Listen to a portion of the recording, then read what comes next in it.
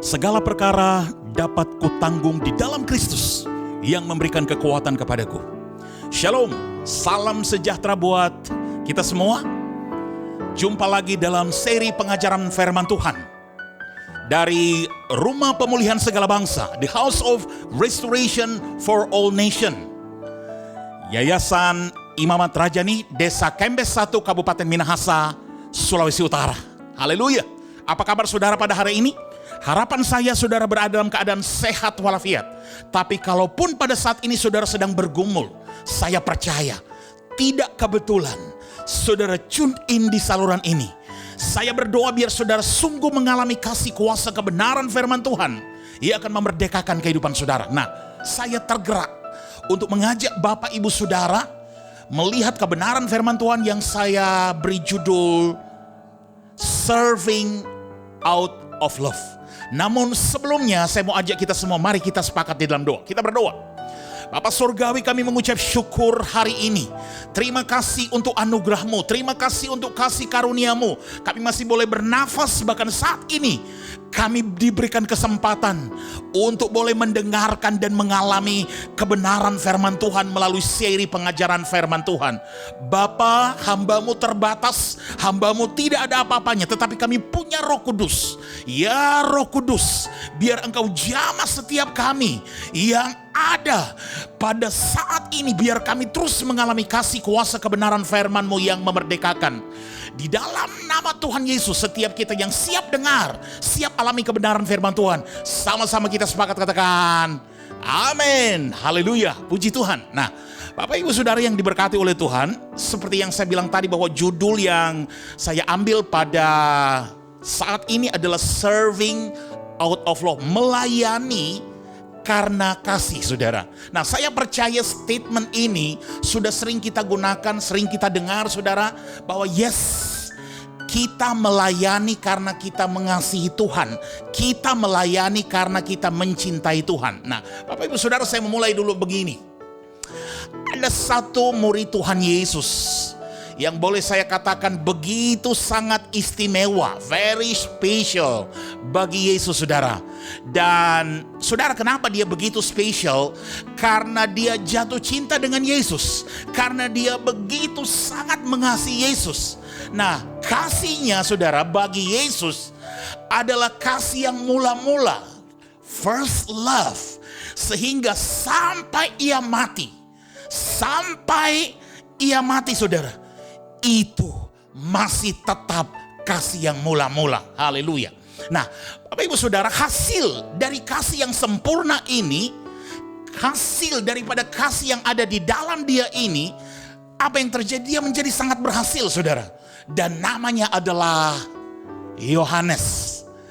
Maaf saudara, bukan Petrus, tetapi Yohanes. Ya, mungkin Bapak Ibu Saudara berkata Petrus, tapi ya Petrus kelihatannya seperti pemimpin, tetapi Yohanes yang anak muda ini yang benar-benar jatuh cinta, saudara. Dia benar-benar jatuh cinta, begitu sangat mengasihi Yesus. Haleluya, Bapak Ibu Saudara. Nah, saya ajak kita dulu untuk melihat satu kebenaran firman Tuhan yang ada dalam Yohanes pasal 15 ayat 9 sampai 17. Namun sebelumnya, saudara, saya mau katakan kitab Yohanes ini, kalau saya boleh katakan Injil Yohanes ini harusnya disebut Injil kasih, saudara.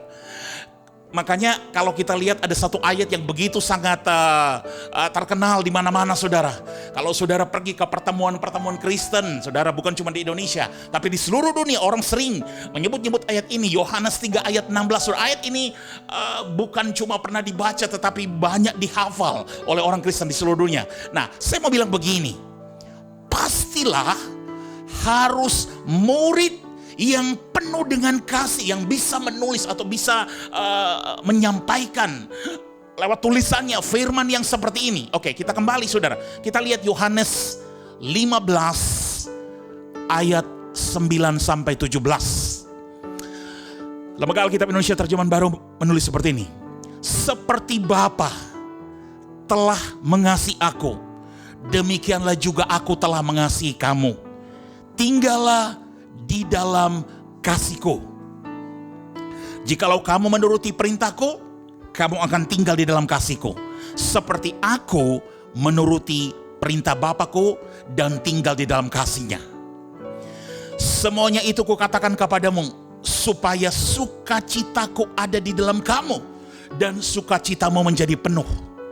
Inilah perintahku, yaitu supaya kamu saling mengasihi, seperti aku telah mengasihi kamu.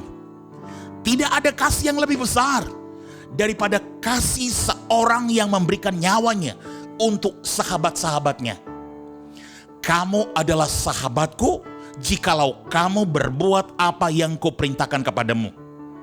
Aku tidak menyebut kamu lagi hamba, sebab hamba tidak tahu apa yang diperbuat oleh tuannya.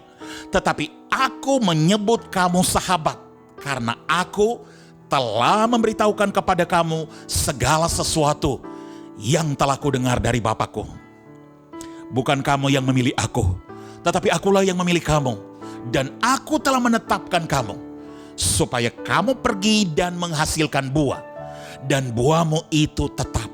Supaya apa yang kamu minta kepada Bapa dalam namaku, diberikannya kepadamu. Inilah perintahku kepadamu, kasihilah seorang akan yang lain.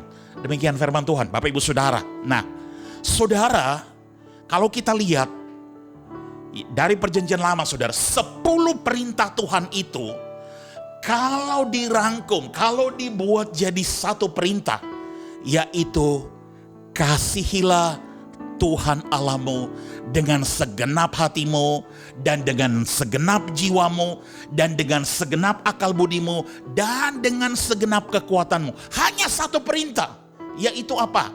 Kasih. Dan Bapak Ibu Saudara yang dikasih oleh Tuhan, dari semua buah roh yang ada, kalau kita rangkum dalam satu kata, yaitu kasih. Jadi Bapak Ibu Saudara, kita lihat di sini Yohanes mampu menulis semua itu, saudara.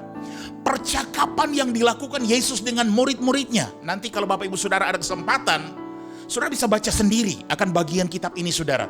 Dan sesungguhnya Yesus sedang berbicara kepada kita lewat firman Tuhan ini. Semuanya harus dimulai dengan kasih. Nah, ada lagi ayat yang lain, saudara, kita lihat dalam Yohanes 21 ayat 7. Maka murid yang dikasihi Yesus itu, saudara perhatikan kalimat ini, maka murid yang dikasihi Yesus itu berkata kepada Petrus, itu Tuhan. Nah, ketika Petrus mendengar bahwa itu adalah Tuhan, maka ia mengenakan pakaiannya, sebab ia tidak berpakaian, lalu terjun ke dalam danau. Saudara perhatikan ayat yang baru kita baca tadi, dikatakan murid yang dikasihi Yesus itu. Saudara, dalam terjemahan New King James Version disebutkan, therefore that disciple whom Jesus loved. Disciple whom Jesus loved, saudara. Jadi kalau saya boleh katakan, hubungan Yohanes dengan Yesus adalah hubungan istimewa, adalah hubungan yang spesial. Nah, kita lihat firman Tuhan lagi dalam Yohanes 21 ayat 20 sampai 22, saudara. Yes, ketika Petrus berpaling, ia melihat bahwa murid yang dikasihi Yesus sedang mengikuti mereka, yaitu murid yang pada waktu mereka sedang makan bersama duduk dekat Yesus, dan yang berkata, Tuhan, siapakah dia yang akan menyerahkan Engkau? Ketika Petrus melihat murid itu, ia berkata kepada Yesus, Tuhan, apakah yang akan terjadi dengan dia ini? Jawab Yesus, jikalau aku menghendaki supaya ia tinggal hidup sampai aku datang, itu bukan urusanmu. Tetapi engkau ikutlah aku. Saudara, jadi dalam konteks ini saya percaya Bapak Ibu Saudara sudah pernah baca bagian firman Tuhan ini dan tahu ini dalam peristiwa apa. Yesus menyarankan bahwa aku bisa membuat Yohanes tidak mati, tetapi engkau tidak usah khawatir mengenai hal itu. Itu bukan urusanmu.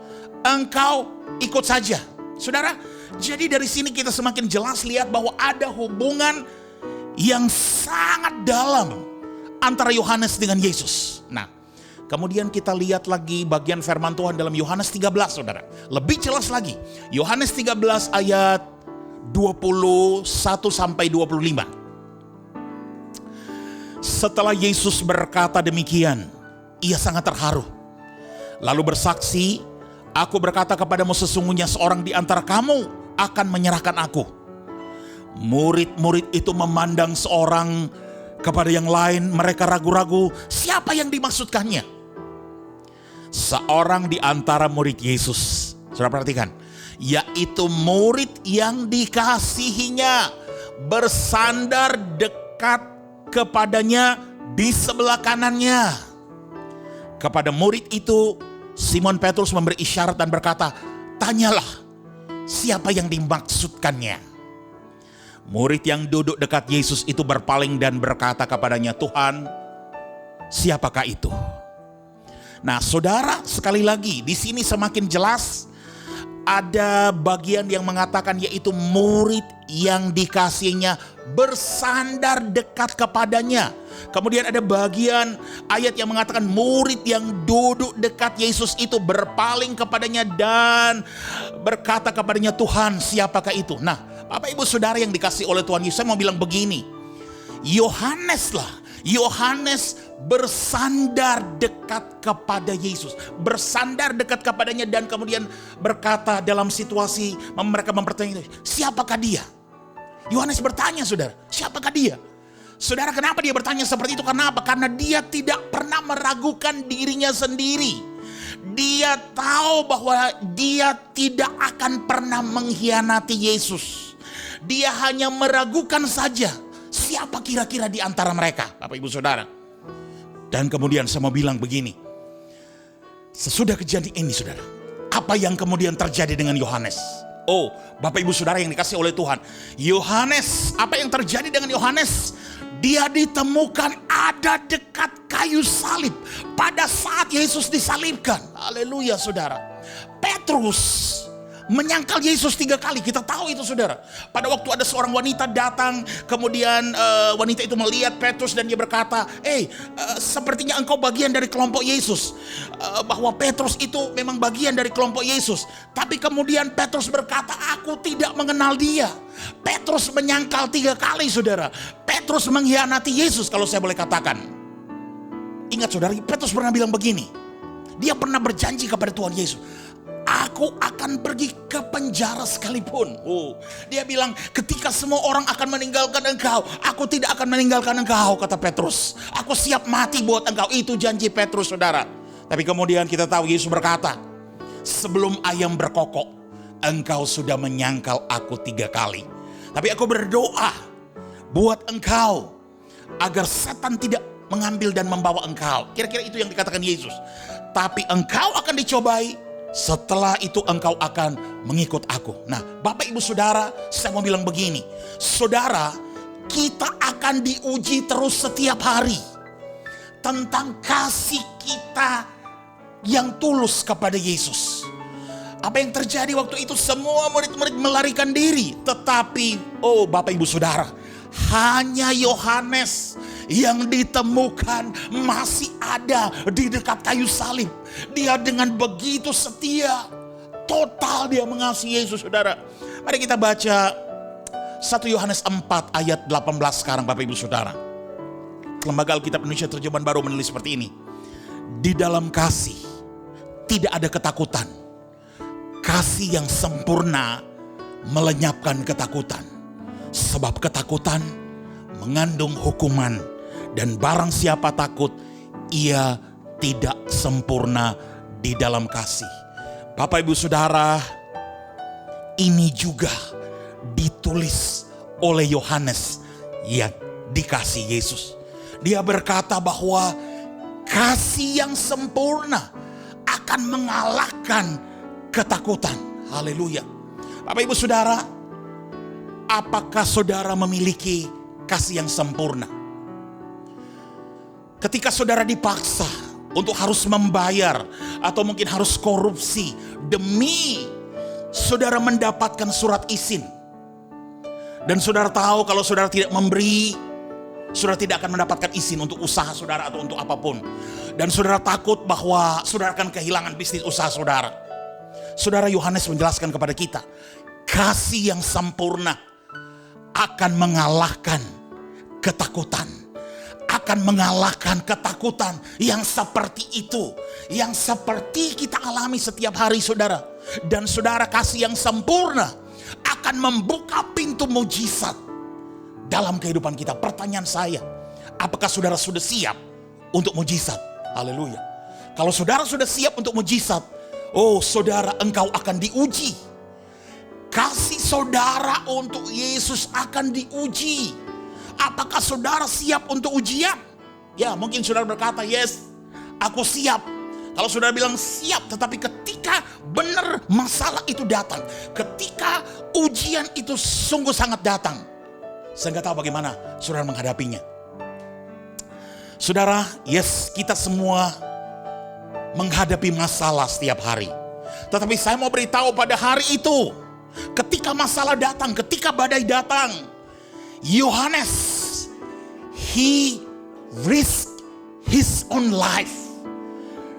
Dia menaruh hidupnya dalam resiko. Dia tetap berdiri setia di bawah kayu salib, saudara. Ya, Petrus memang mengasihi Yesus. Tetapi pada waktu itu, ketika ujian datang, dia gagal. Dia merasa tidak cocok untuk Yesus. Petrus kemudian lalu merasa ditolak. Dia kembali, seperti kita tahu, dia kembali kepada pekerjaannya semula, yaitu menangkap ikan. Tetapi sekali lagi Yohanes, Bapak Ibu Saudara, dia berani mengambil resiko sekalipun nyawa taruhannya. Dia tetap berdiri dengan setia di kaki kayu salib, saudara. Dan kemudian Yesus berkata, Yohanes, lihatlah ibumu. Apa yang terjadi, saudara? Yesus menyerahkan ibunya Maria pada tanggung jawab Yohanes. Oh, Bapak Ibu Saudara yang dikasihi oleh Tuhan Yesus, jangan berharap untuk melakukan perkara-perkara besar. Jangan berharap kita dapat melakukan hal-hal yang luar biasa kalau saya dan saudara belum lulus ujian kasih dengan Yesus. Kita harus bisa ditemukan ada dalam kasih dengan Yesus.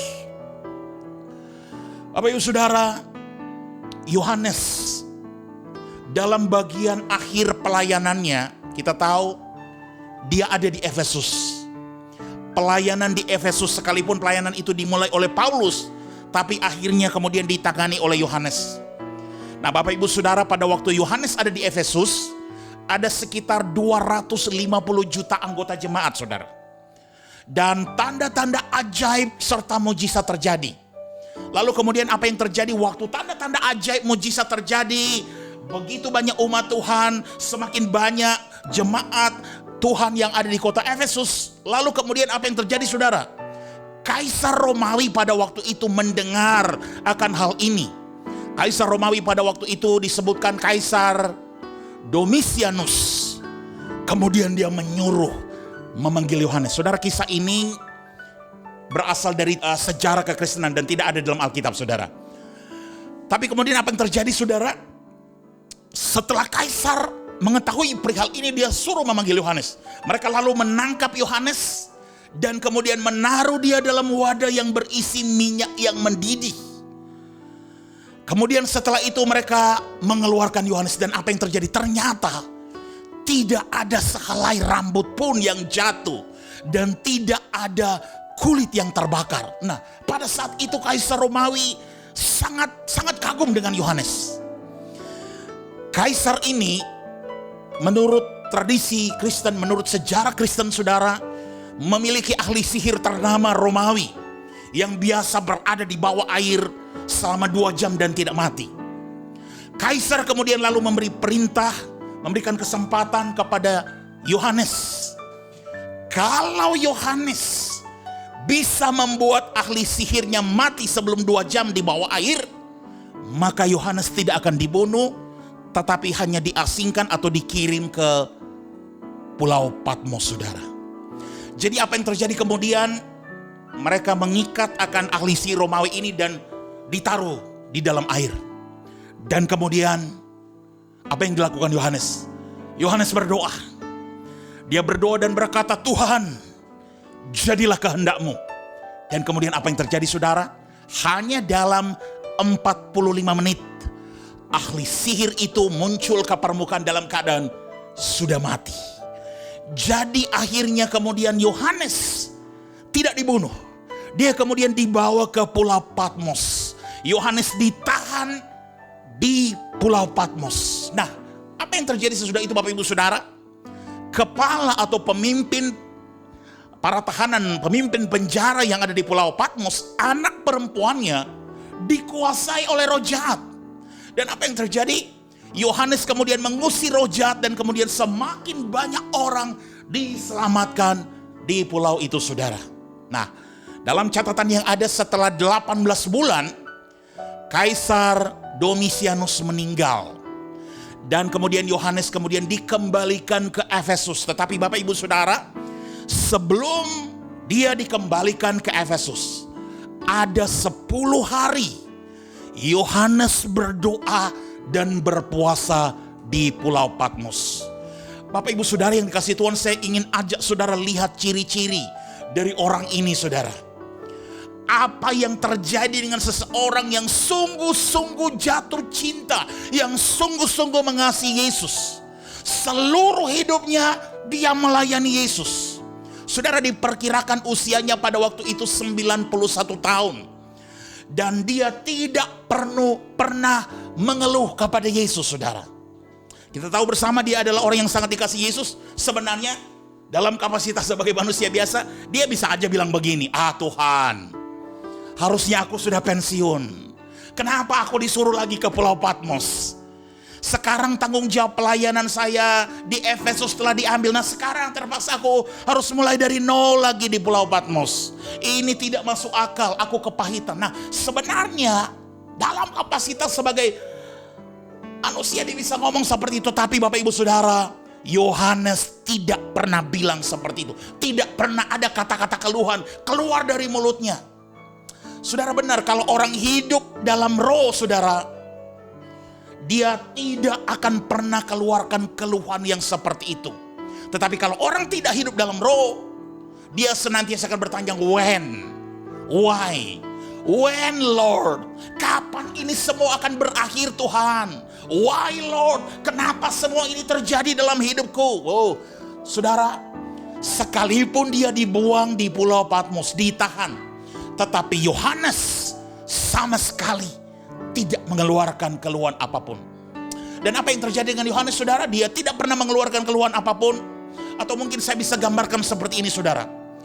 Waktu pelayanan di Efesus dulu mungkin ada 250.000 jemaat Tuhan. Banyak pelayanannya. Namun ketika dia ada di pulau Efesus, berarti dia lebih banyak waktu bersekutu bersama dengan Yesus.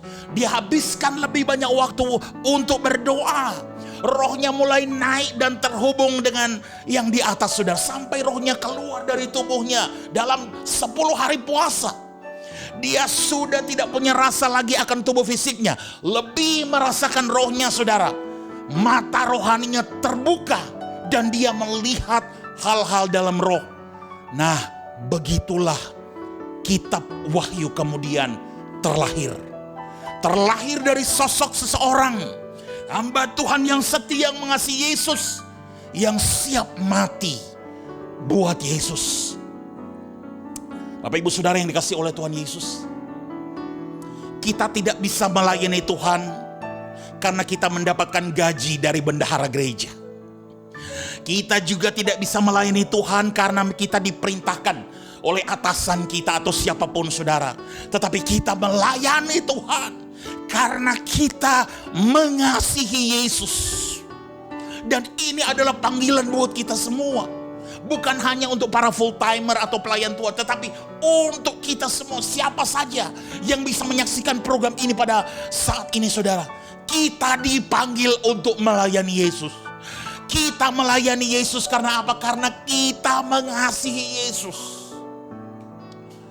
Saudara, kalau saya boleh katakan, saat ini Tuhan sedang mencari Yohanes di hari-hari ini. Kita harus merenungkan kembali, mengevaluasi kembali bagaimana cara melayani Yesus. Kita harus benar-benar jatuh cinta. Kita harus benar-benar sungguh-sungguh mengasihi Yesus. Dan Yesus berkata dalam Yohanes 15 ayat 13. Tidak ada kasih yang lebih besar daripada kasih seorang yang memberikan nyawanya untuk sahabat-sahabatnya. Saudara, itulah alasannya Yesus menunjukkan kasih-Nya buat kita. Bapak Ibu Saudara yang dikasihi oleh Tuhan Yesus, sebenarnya Tuhan tidak minta banyak dari kita. Kalau saya boleh katakan, Tuhan hanya minta dikasihi oleh kita. Padahal mungkin kita berpikir yang Tuhan minta uang kita, yang Tuhan minta ada banyak hal dalam kehidupan kita. Padahal sesungguhnya Bapak Ibu Saudara yang dikasihi oleh Tuhan Yesus, yang Dia minta sesungguhnya hanya satu. Hati yang mengasihi Tuhan, hati yang mencintai Tuhan. Bapak Ibu Saudara yang dikasihi oleh Tuhan Yesus, Tuhan meminta hanya satu hal, yaitu agar kita mengasihi Dia dengan sungguh-sungguh. Tuhan gak minta banyak, saudara. Tuhan hanya minta agar kita mengasihi Dia. Nah, saya mau ajak saudara dalam satu kisah ini. Pada satu hari, Yesus pernah ditanya, hukum manakah yang paling penting? Kemudian Yesus menjawab seperti yang ada dalam Matius 22 ayat 36 sampai 37, saudara. Guru, hukum manakah yang terutama dalam hukum Taurat? Jawab Yesus kepadanya, kasihlah Tuhan Allahmu dengan segenap hatimu, dan dengan segenap jiwamu, dan dengan segenap akal budimu. Saudara, terjemahan firman Allah yang hidup menyebutkan bahwa yang terutama di sini adalah yang paling penting, saudara. Berarti kalau kita boleh rangkum, saudara, dengan kata lain, perintah yang paling penting, perintah yang paling utama, perintah yang paling penting adalah mengasihi Tuhan.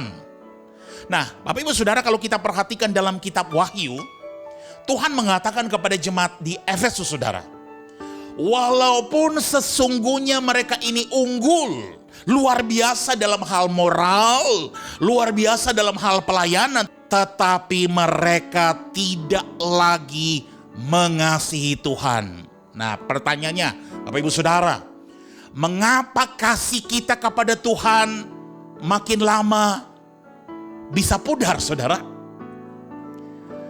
Bapak Ibu Saudara, saya percaya setiap masing-masing kita, siapapun dari kita yang pernah mengalami Tuhan pertama kali, pasti mengalami kasih yang mula-mula, saudara.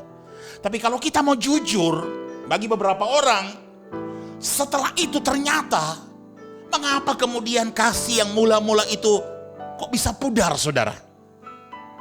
Nah, kita harus sadar bahwa ternyata kita tidak punya kemampuan untuk mengasihi Tuhan. Sekali lagi Bapak Ibu Saudara, kita harus sadar bahwa sesungguhnya kita tidak punya kemampuan untuk mengasihi Tuhan. Kita hanya memantulkan kasih Tuhan, kalau saya boleh katakan. Karena firman Tuhan berkata, we love Him because He first loved us. Saudara, kita mengasihi Tuhan karena Dialah yang pertama-tama mengasihi kita. Berarti kalau Tuhan tidak mengasihi kita dulu, kita tidak bisa mengasihi balik Tuhan, saudara. Saudara, kemampuan kita mengasihi Tuhan terlebih dahulu ketika kita merasakan kasih Tuhan. Kalau kita tidak lebih dulu merasakan kasih Tuhan, kita sulit, saudara, akan sulit bagi kita untuk kita bisa mengasihi Tuhan. Nah, kemudian kembali ke pertanyaan tadi, saudara. Kenapa kasih mula-mula dalam diri banyak orang itu bisa pudar? Saudara, yang dimaksudkan dengan kasih mula-mula adalah respon kita pada saat kita mengalami sentuhan kasih Tuhan yang begitu besar dan kita menerimanya tanpa syarat. Begitu kita kenal Tuhan, begitu kita jatuh cinta sama Tuhan, kasih yang mula-mula Tuhan begitu mengasihi kita tanpa syarat, saudara. Tetapi Bapak Ibu Saudara, seiring berjalannya waktu, kita mungkin ada dari Bapak Ibu Saudara mengalami pengalaman seperti yang dialami oleh pemazmur ini. Mari kita lihat Mazmur 77 ayat 9-10. Pemazmur bilang begini, sudah lenyapkah untuk seterusnya kasih setianya? Telah berakhirkah janji itu berlaku turun-temurun? Sudah lupakah Allah menaruh kasihan? Atau ditutupnyakah rahmatnya karena mukanya? Saudara, kalau kita perhatikan ayat yang baru dibaca tadi, di balik pernyataan pemazmur ini, sepertinya dia mulai merasakan keraguan, saudara. Kata-kata mungkin saya bisa katakan, Tuhan, apakah dia masih mengasihi saya atau tidak? Apakah Tuhan masih mengasihi saya atau tidak? Kasih Tuhan sepertinya sudah tidak seperti yang dahulu. Kenapa kasih Tuhan berubah? Ini yang dialami oleh pemazmur, Bapak Ibu Saudara.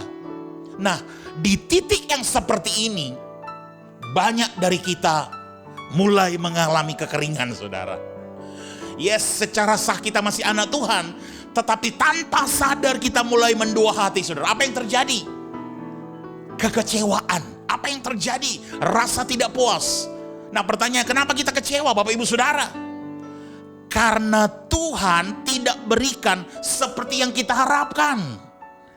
Padahal kita udah berdoa sungguh-sungguh. Padahal kita udah berdoa, udah puasa mungkin. Sudah dengan iman, tetapi tidak terjadi seperti yang kita harapkan. Itu yang terjadi, kekecewaan, saudara. Makanya bisa keluar statement yang seperti itu, saudara. Saudara, kenapa banyak orang tidak bertahan dalam kasih yang mula-mula? Sekali lagi, kenapa banyak orang Kristen tidak bisa mempertahankan atau tidak bisa bertahan dalam kasih yang mula-mula? Saudara, jawabannya adalah kembali pada pertanyaan satu lagi, saudara. Apa sebenarnya ukuran kita atau apa sebenarnya parameter kita untuk mengukur atau menakar kasih Tuhan? Saya mau bilang saat ini, Bapak Ibu Saudara, jangan pernah mengukur kasih Tuhan dengan ukuran materi. Jangan pernah mengukur kasih Tuhan dengan ukuran kenyamanan. Jangan pernah mengukur kasih Tuhan itu dengan dia memanjakan kita dan lain-lain atau yang seperti itu. Bapak Ibu Saudara, banyak orang mengukur kasih Tuhan karena dia dapat berkat keuangan. Ketika dia buka rekening, dia cek rekening, tiba-tiba ada transferan yang masuk luar biasa, baru dia bilang, oh puji Tuhan, Tuhan itu baik, saudara. Artinya apa? Dengan kata lain, kasih Tuhan kita ukur dengan materi. Bapak Ibu Saudara yang dikasihi oleh Tuhan, kadang-kadang juga kita mengukur kasih Tuhan begini. Kalau diizinkan Tuhan kita kemudian mengalami masalah, oh kita mulai ragu. Kemudian kita mulai bertanya, ketika kita dapat masalah, apalagi masalah bertubi-tubi, kita mulai bertanya, memangnya apa benar Tuhan mengasihi saya? Kok kenapa hidup sesusah ini? Kenapa bisnis saya digoncang? Kenapa rumah tangga saya digoncang? Mana Tuhan? Katanya Tuhan peduli. Katanya Tuhan mengasihi saya. Saudara, apa artinya? Artinya kita mengukur kasih Tuhan cuma dengan kenyamanan, saudara. Bapak Ibu Saudara yang dikasihi oleh Tuhan Yesus, banyak orang dikasihi baru sebatas pengetahuan, belum menjadi keyakinan di dalam hati. Sekali lagi Bapak Ibu Saudara, banyak orang dikasihi baru sebatas pengetahuan, belum menjadi keyakinan di dalam hati. Baru di kepala, saudara. Belum di sini, harusnya di sini, saudara. Ya, saudara, kita boleh diajar. kita boleh diajar dan dikatakan, oh Tuhan Yesus mengasihi engkau, Yesus mengasihi engkau. Tetapi secara jujur, di alam bawah sadar, kita mungkin mengatakan, saya tidak merasa dikasihi. Kenapa saudara? Karena kita mengukur kasih Tuhan dengan ukuran yang salah. Saya ajak saudara lihat kebenaran firman Tuhan dalam Efesus 3 ayat 18 sampai 19.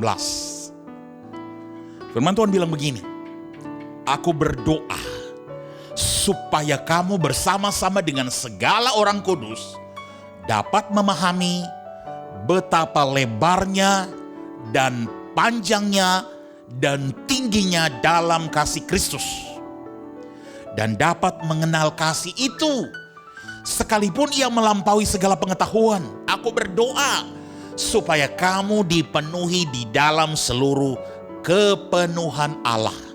Bapak ibu saudara yang dikasihi oleh Tuhan, yang diberkati oleh Tuhan, ternyata untuk bisa memahami kasih Tuhan butuh pewahyuan. Tidak hanya sekadar diajar saudara, kita butuh pewahyuan untuk bisa kita mengenal, mengalami akan kasih Tuhan yang sesungguhnya. Saudara, di sini Paulus berkata, aku berdoa. Saudara, pertama dia bilang, aku berdoa agar kamu bersama-sama dengan orang kudus dapat apa saudara? Dapat memahami. Aku berdoa supaya engkau bisa memahami, bisa mengerti saudara, kasih Kristus tersebut, agar dapat mengenal kasih itu. Jadi Paulus berkata, dia berdoa supaya kita boleh memahami, agar kita bisa mengenal kasih itu. Artinya apa saudara? Kalau tidak berdoa, mereka tidak akan memahami. Kalau tidak berdoa, mereka tidak akan paham.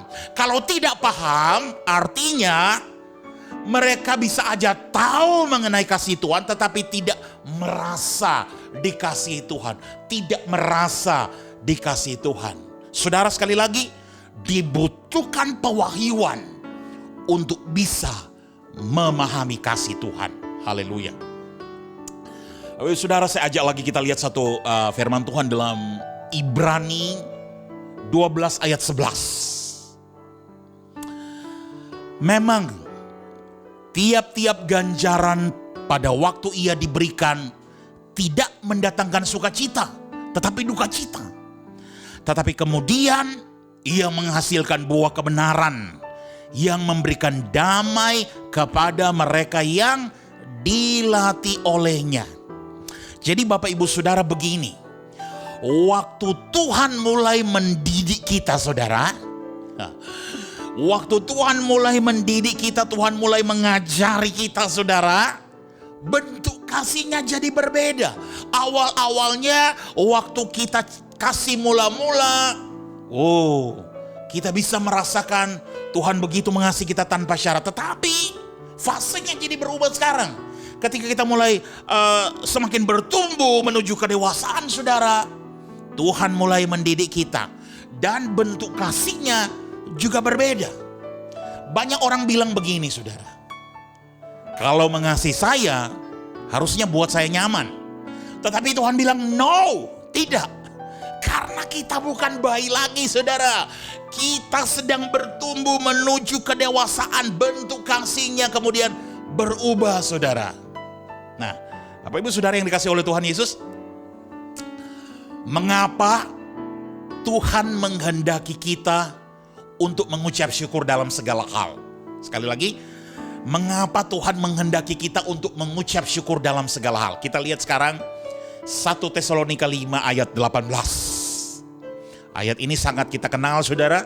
Firman Tuhan bilang begini, mengucap syukurlah dalam segala hal, sebab itulah yang dikehendaki Allah di dalam Kristus Yesus bagi kamu. Saudara, mengapa Tuhan menghendaki kita untuk mengucap syukur dalam segala hal? Kita bisa lihat di sini saudara. Kalau sampai Tuhan menyuruh kita untuk mengucap syukur dalam segala hal, berarti apa saudara? Berarti Tuhan itu baik dalam segala hal. Amin. Sekali lagi, berarti Tuhan itu baik dalam segala hal. God is good all the time, and all the time God is good. Saudara, saya percaya kita ingat statement itu, saudara. Tuhan itu baik setiap saat, saudara. Pertanyaannya, bisakah statement ini benar-benar keluar terus dari dalam hati kita? Kita lihat lagi Roma 8 ayat 28, saudara. Firman Tuhan bilang, kita tahu sekarang bahwa Allah turut bekerja dalam segala sesuatu untuk mendatangkan kebaikan bagi mereka yang mengasihi Dia, yaitu bagi mereka yang terpanggil sesuai dengan rencana Allah. Sekali lagi saya kembali ke pertanyaan tadi, saudara. Kenapa Tuhan ingin kita mengucap syukur dalam segala hal? Karena lewat ayat ini kita tahu, karena dalam segala hal ternyata Tuhan terlibat. Amin. Sekali lagi Roma 8:28, kita tahu sekarang bahwa Allah turut bekerja dalam segala sesuatu. Berarti dalam segala aspek, segala sesuatu dalam hidup kita, Allah terlibat, Tuhan terlibat, saudara. Kemudian muncul pertanyaan, waktu engkau ada masalah, apakah Tuhan terlibat? Waktu engkau sakit, Tuhan terlibat? Waktu bisnismu sulit, Tuhan terlibat. Waktu keluargamu goncang, Tuhan terlibat. Apakah demikian? Kalau Tuhan terlibat, mungkin ada yang berkata, kalau Tuhan terlibat, harusnya cegah dong Tuhan. Begitu mungkin statement saudara. Saudara, jadi apa yang terjadi? Kita langsung mempertanyakan kasih Tuhan. Karena apa? Karena sesungguhnya kita tidak memiliki parameter, ukuran untuk mengukur menakar kasih Tuhan. Sering kita memakai parameter yang keliru untuk mengukur kasih Tuhan. Saudara, dalam terjemahan The Message Bible, ayat dalam Roma 8 ayat 28 ini dikatakan, that's why we can be so sure that every detail, dalam segala sesuatu Tuhan turut bekerja. In every detail in our lives of love for God is work into something good. Saudara, kenapa kita harus mengucap syukur dalam segala hal setiap waktu? Karena Tuhan itu mendatangkan kebaikan dalam setiap detail, dalam setiap hal-hal terperinci yang ada dalam kehidupan kita. Bapak Ibu Saudara yang kasih Tuhan, masalahnya kenapa begitu sulit, saudara? Kenapa begitu sulit mengasihi Tuhan, saudara? Karena kita punya parameter yang keliru. Takaran ukuran kita melihat kasih Tuhan, kita pakai ukuran yang keliru. Bapak Ibu Saudara, kebenarannya adalah kasih Tuhan itu tidak pernah berubah. Tetapi bentuk kasih Tuhanlah yang berubah. Berubahnya kenapa? Karena harus disesuaikan dengan tingkat kedewasaan kita. Bapak Ibu Saudara, kita pinginnya selalu diperlakukan seperti bayi rohani. Oh, nyaman mengikuti kemauan kita terus, saudara. Tetapi saudara, sekali lagi, pada saat kita maju dalam Tuhan, mulai bertumbuh dalam Tuhan, menuju kedewasaan, maka bentuk kasih Tuhan berubah. Saudara, tapi kalau kita tahu sesungguhnya apa yang sedang Tuhan kerjakan untuk kehidupan saya dan saudara, maka tidak mungkin kita tidak akan mengasihi Tuhan. Ketika kita tahu kebenaran yang sesungguhnya, kita sungguh akan mengasihi Tuhan. Saudara, kenapa kita sulit mengasihi Tuhan? Karena kita sedang mengalami krisis kasih, saudara. Kenapa orang-orang begitu sulit mengasihi Tuhan? Karena orang-orang ini sedang mengalami krisis kasih. Maksudnya apa? Krisis kasih dalam hal bahwa Tuhan mengasihi saya dan saudara senantiasa. Kenapa bisa ada krisis kasih? Karena orang-orang ini sekali lagi punya parameter yang salah tentang kasih Tuhan. Saudara, mari kita lihat kisah daripada kehidupan Yusuf. Saya percaya saudara tahu kisah ini, tapi izinkan saya mengingatkan sekali lagi dalam hubungan dengan kita mengasihi Tuhan. Mari kita lihat perjalanan kehidupan Yusuf. Bapak Ibu Saudara, Yusuf, jika dia tidak dibenci oleh kakak-kakaknya, maka bagaimana Yusuf dapat dijual oleh kakak-kakaknya?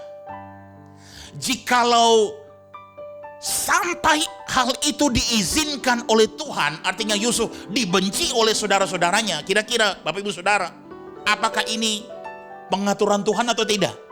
Ya, saudara, atas izin Tuhan, pengaturan Tuhan. Karena apa? Tuhan sedang turut bekerja dalam segala hal. Haleluya. Jadi apapun yang sedang saudara alami pada saat ini, saat saudara menyaksikan program ini, saudara sedang bergumul, saudara merasa ketidakadilan, saudara merasa tidak seperti yang saudara harapkan yang terjadi dalam hidup saudara. Oh, saudara, lihat kehidupan Yusuf, percaya bahwa Tuhan sedang turut bekerja dalam segala hal di kehidupan saudara. Haleluya. Saudara, saya lanjut. Jika dia tidak dijual oleh kakak-kakaknya, bagaimana Yusuf bisa tiba di Mesir? Jika dia tidak menjadi budak di Mesir, bagaimana Yusuf bisa bekerja di rumah Potifar? Jika Yusuf tidak difitnah oleh istri Potifar, bagaimana bisa dia masuk penjara? Jika Yusuf tidak berada dalam penjara, bagaimana bisa dia bertemu dengan juru minum raja, saudara? Jika dia tidak berkenalan dengan juru minum raja di penjara, bagaimana mungkin dia bisa dapat promosi untuk kemudian bertemu dengan Firaun? Dan akhirnya sesudah itu saudara tahu ceritanya. From zero to hero, kita tahu itu saudara. Haleluya. Jadi saya mau bilang Bapak Ibu Saudara yang dikasihi Tuhan, Tuhan itu selalu mengasihi kita. Tuhan itu selalu mengasihi saya dan saudara sekalipun jauh melampaui akal pemikiran kita. Dan ingat Bapak Ibu Saudara, Tuhan itu tidak pernah untuk tidak mengasihi kita. Sekali lagi, Tuhan itu selalu mengasihi saya dan saudara. Tuhan itu tidak pernah untuk tidak mengasihi kita. Kalau kita tidak mengalami atau tidak merasa dikasihi Tuhan, bagaimana bisa kita akan mengasihi Tuhan? Bagaimana bisa kita akan mengasihi orang lain karena Tuhan, saudara? Nah, saudara, kebenaran ini selaras dengan apa yang saya sampaikan pada bagian awal tadi, saudara. Siapa di antara 12 murid Yesus yang kemudian akhirnya bertahan sampai titik akhir, sementara yang 11 lainnya, saudara, mereka semua sudah kabur, saudara. Nggak jelas kemana, saudara. Bubar. Tapi cuma satu. Ada satu orang yang tetap setia. Kita tahu sama-sama, yaitu Yohanes. Mungkin saudara bertanya, kok bisa? Kenapa Yohanes bisa? Nah, mari kita lihat firman Tuhan dalam Yohanes 19, sekali lagi ayat 25 dan 26. Yohanes 19 ayat 25 bilang begini. Dan dekat salib Yesus berdiri ibunya dan saudara ibunya Maria, istri Klopas dan Maria Magdalena. Ayat 26. Ketika Yesus melihat ibunya dan murid yang dikasihinya di sampingnya, ia berkata kepada ibunya, "Ibu, inilah anakmu." Saudara, sekali lagi ditulis di situ, murid yang dikasihnya. Jadi Yohanes ini merasa paling dikasih oleh Yesus. Dan dia satu-satunya murid yang mengasihi Yesus habis-habisan sampai titik seperti yang ditulis dalam firman itu.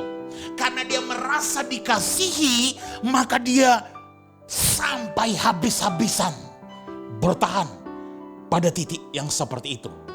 Dan statement ayat ini, saudara, Yohanes 19 ayat 26, hanya dicatat dalam kitab Yohanes, saudara. Dan yang mencatatnya adalah Yohanes sendiri. Haleluya, saudara. Berarti apa, saudara? Dia merasa sangat dikasihi oleh Tuhan Yesus. Dan perasaan inilah yang membuat dia benar-benar tulus mengasihi Tuhan Yesus. Habis-habisan sampai titik akhir mengasihi Tuhan Yesus. Haleluya. Apa yang saudara yang kasih oleh Tuhan?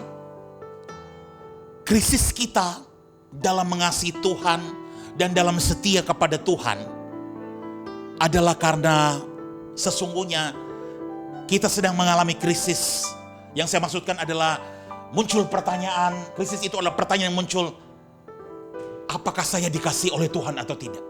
Apakah saya masih dikasihi oleh Tuhan atau tidak? Kalau saudara percaya bahwa saudara dikasihi oleh Tuhan, sesungguhnya apa yang perlu saudara takutkan lagi? Ketika saudara percaya bahwa saudara dikasihi oleh Tuhan, maka tidak ada hal atau apapun yang perlu saudara takutkan lagi. Kalau saudara benar yakin bahwa Tuhan sangat mengasihi saudara, apalagi yang perlu ditakutkan saudara? Masa depan saudara takutkan? Kenapa engkau takut? Kenapa engkau khawatir? Tidak ada yang perlu ditakutkan lagi. Karena kita mengalami krisis kasih, maka barulah muncul pertanyaan, apakah Tuhan mengasihi saya atau tidak? Tuhan mengasihi saya atau tidak ya?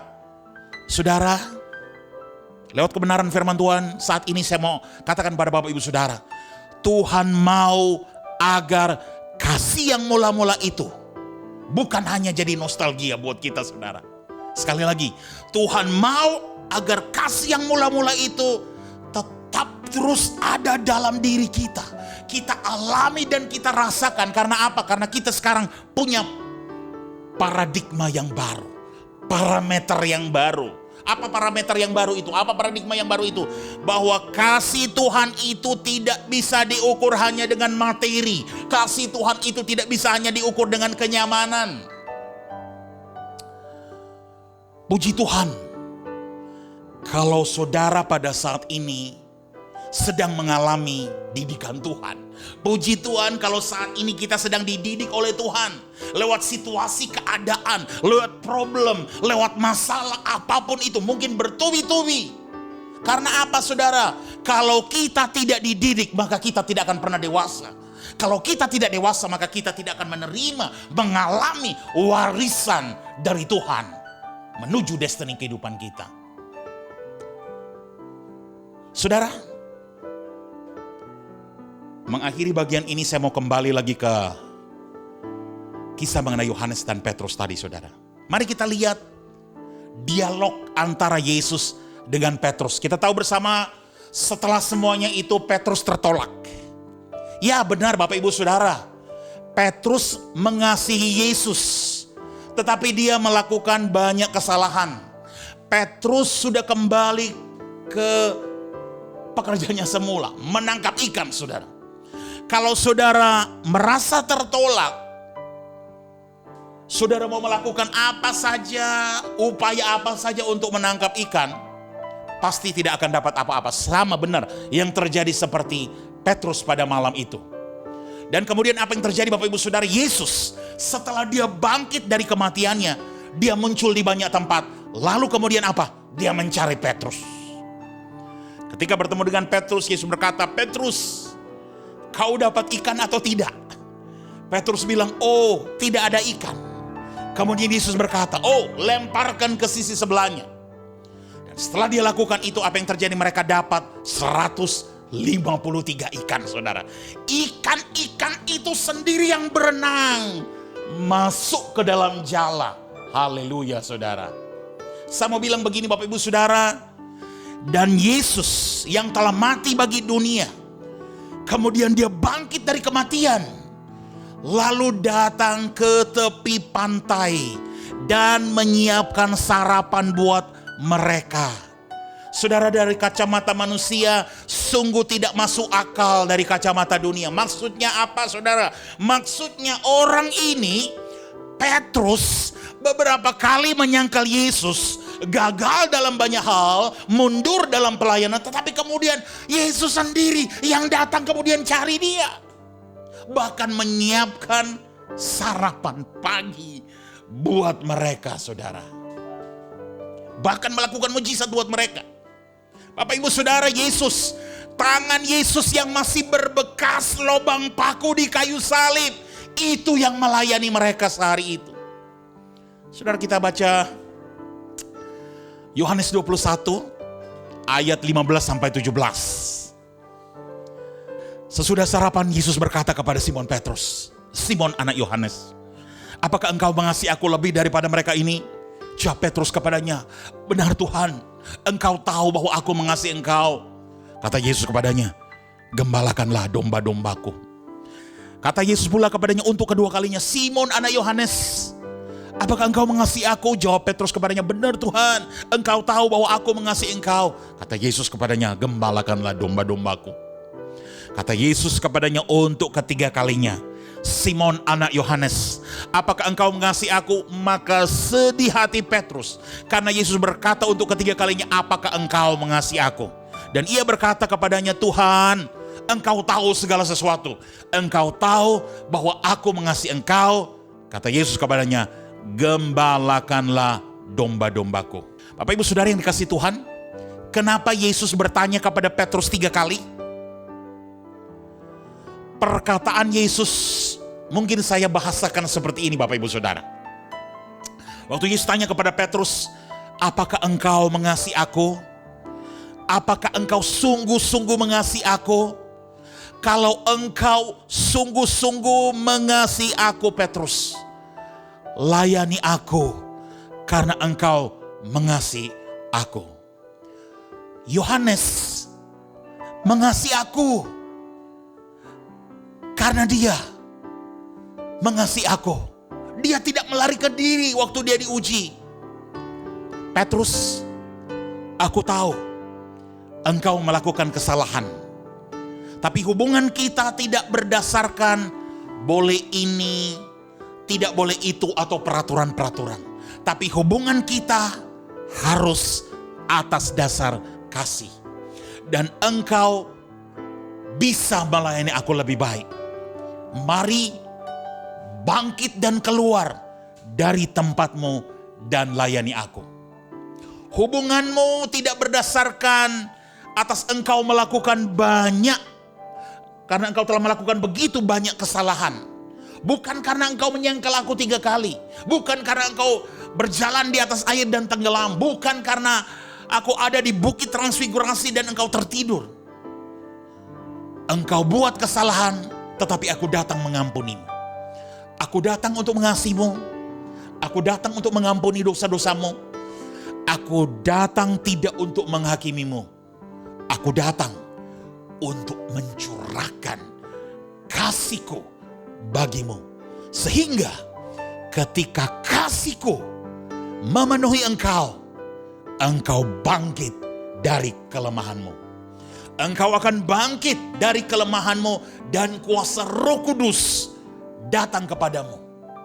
Engkau akan mengatasi kelemahanmu dan dengan kuasa Roh Kudus engkau akan hidup. Engkau akan berjalan bersamaku. Engkau akan berjalan dengan kasihku. Dan Bapak Ibu Saudara, tahu apa yang terjadi setelah itu? Petrus setelah itu sungguh-sungguh mengalami transformasi, saudara. Dicatat, saudara, khotbah pertamanya 3.000 orang bertobat. Kemudian dicatat dalam tradisi kekristenan, dalam sejarah Kristen, pada waktu Petrus meninggal dunia. Pada waktu dia dihukum, saudara, dia minta agar disalibkan terbalik. Pada waktu itu mereka hendak menyalibkan dia, tetapi dia berkata, "Tidak layak aku disalibkan seperti Yesus yang aku kasih." Maka ia diminta salib terbalik, saudara. Masih ada banyak hal yang luar biasa yang terjadi dalam hidup Petrus ketika perubahan, ketika transformasi terjadi. Karena begitu besar kasih Tuhan kepada Petrus. Haleluya. Bapak Ibu Saudara, saya berhenti di sini. Saya nggak tahu apakah di antara kita ada yang mengalami situasi keadaan seperti Petrus di hari-hari ini. Saudara mungkin merasa seperti Tuhan sudah tidak mengasihi saudara lagi. Saudara mungkin terpuruk, saudara mungkin sedang melakukan kesalahan, kekeliruan. Tapi hari ini kebenaran firman Tuhan mau mengajak saudara, Yesus tetap mengasihi saudara. Yesus sangat mengasihi saudara. Dia punya rancangan-rancangan yang luar biasa buat saudara. Dia mencurahkan kasihnya buat saudara. Oleh sebab itu saudara, sama seperti Petrus, walaupun situasi terpuruk, walaupun dia tertolak, tetapi Yesus sendiri mencari dia. Dan ketika dia mengalami kasih Yesus, transformasi terjadi. Kita juga belajar malam hari ini dari Yohanes saudara. Ketika kita merasa kita dikasihi oleh Tuhan, sungguh-sungguh dikasihi, maka kita bisa mengasihi Tuhan. Oleh sebab itu pada saat ini Bapak Ibu Saudara, hari ini saya mau katakan siapapun saudara, masalah apapun yang sedang saudara alami, tidak ada yang mustahil kalau bersama dengan Tuhan. Belum pernah ada kasih di dunia sanggup menerima diriku apa adanya selain kasih-Mu, Yesus.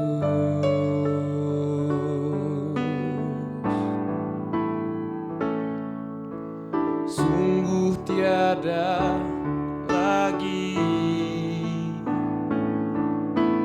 kasih seperti ini, sanggup mengubahkan hidupku menjadi baru selain kasih-Mu, Yesus.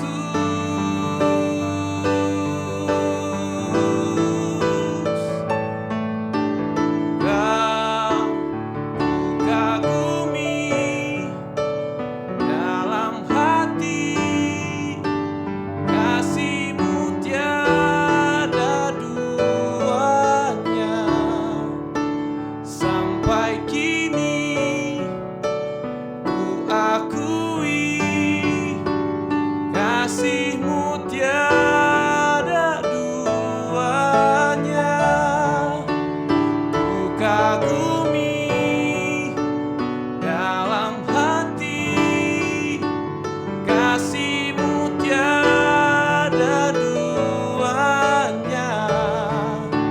Sampai kini ku akui kasih-Mu tiada duanya.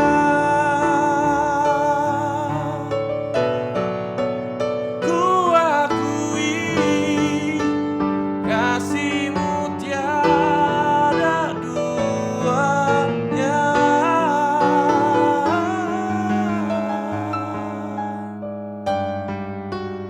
Kasih-Mu tiada duanya.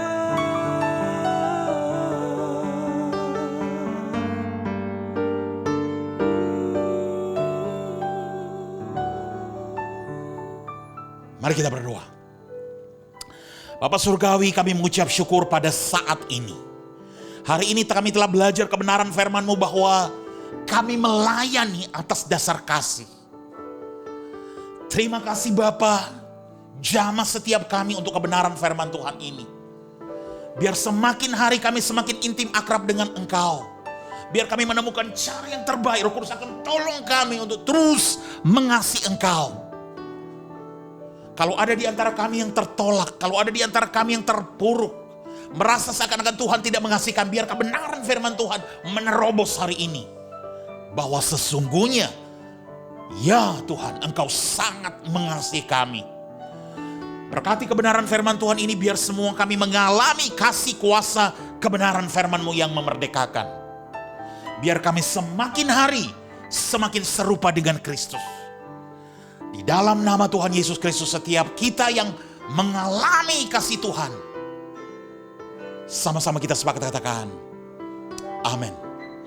Bapak Ibu Saudara, kita akan mengakhiri program pengajaran firman Tuhan pada saat ini. Dan mari kita berdoa sekaligus doa berkat. Bapa Surgawi, terima kasih untuk sesi pengajaran firman Tuhan pada saat ini. Sekali lagi, beri kami keheningan hati untuk menerima hal-hal yang tidak bisa kami ubahkan. Tapi berikan kami keberanian yang luar biasa, keberanian ilahi untuk melakukan perkara-perkara yang Engkau inginkan dalam kehidupan. Namun lebih dari segalanya, ya Roh Kudus, beri kami spirit of discernment untuk membedakan mana kehendak Tuhan dan mana yang bukan kehendak Tuhan. Akhirnya, terimalah berkat Tuhan, anugerah, kasih karunia yang berasal dari Allah Bapa kita, dan cinta kasih yang berasal dari Tuhan Yesus Kristus kita, bersama dengan persekutuan yang manis bersama dengan Roh Kudus, akan menyertai kita mulai pada saat ini sampai kedatangan Tuhan Yesus yang kedua kali. Setiap kita yang terima berkat Tuhan, alami berkat Tuhan, siap impartasikan kebenaran firman Tuhan. Berkat Tuhan ini sama-sama kita sepakat katakan amin. Sampai kita bertemu kembali dalam seri pengajaran firman Tuhan minggu yang akan datang. Tuhan memberkati.